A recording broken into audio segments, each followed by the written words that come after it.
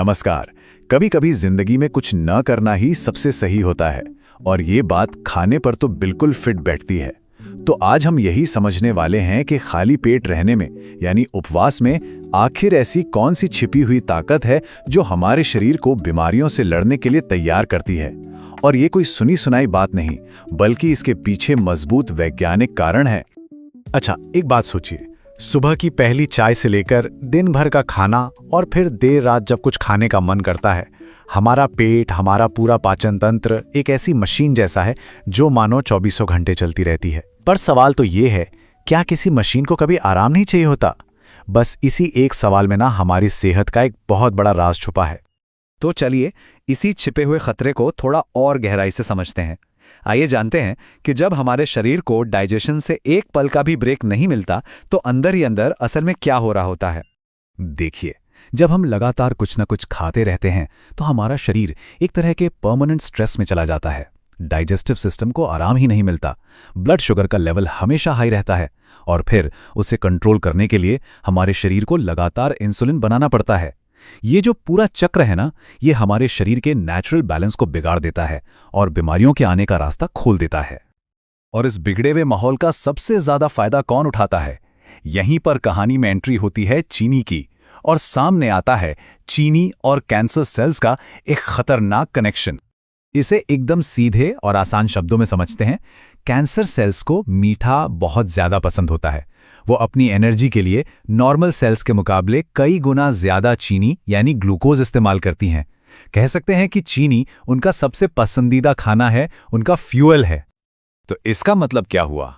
मतलब बिल्कुल साफ है। जब हमारे खून में शुगर का लेवल हर समय बढ़ा रहता है तो ये कैंसर सेल्स के लिए एक तरह से दावत जैसा होता है। हम अनजाने में ही सही पर लगातार खाकर उन्हें बढ़ने और फैलने का एक खुला न्योता दे रहे होते हैं। और बात सिर्फ चीनी तक ही नहीं रुकती।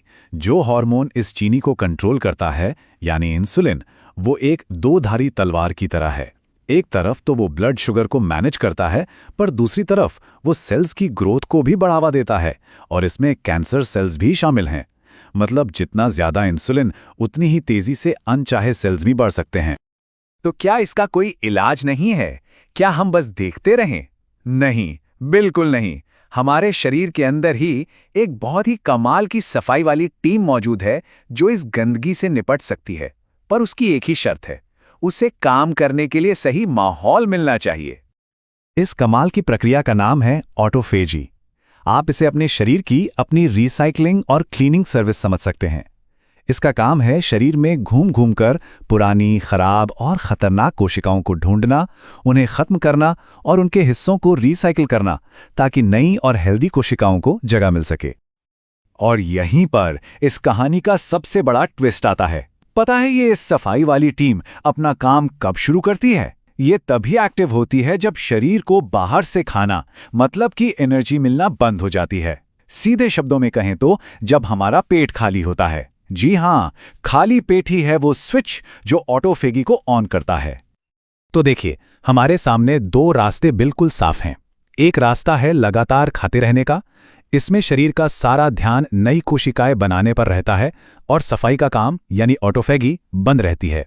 नतीजा, खराब सेल्स जमा होते रहते हैं और बीमारी का खतरा बढ़ता है। और दूसरा रास्ता है शरीर को उपवास का समय देने का। इसमें शरीर ग्रोथ से हटकर रिपेयर मोड में चला जाता है, ऑटोफेगी चालू हो जाती है और बीमारियों का खतरा कम हो जाता है। तो अब सवाल ये है कि इस कमाल की प्रक्रिया को अपनी जिंदगी में कैसे लाया जाए? और अच्छी खबर यह है कि इसके लिए किसी बड़ी तपस्या की जरूरत नहीं है।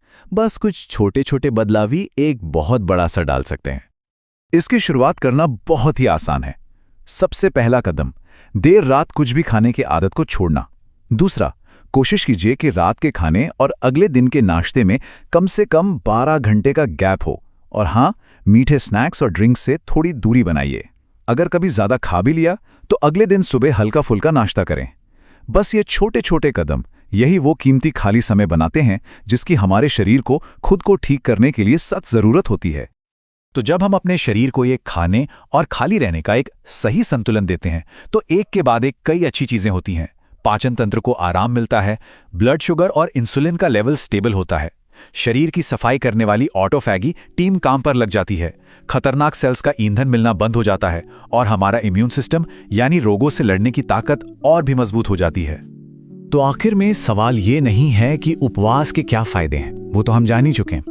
असली सवाल ये है कि क्या हम हर समय कुछ ना कुछ खाते रहने की आदत को छोड़कर अपने शरीर को सोच समझकर आराम देने की मानसिकता अपनाने के लिए तैयार हैं? क्योंकि हो सकता है कि एक लंबी और सेहतमंद जिंदगी का रास्ता हमेशा भरे पेट से नहीं, बल्कि कभी-कभी खाली पेट से होकर भी गुजरता हो।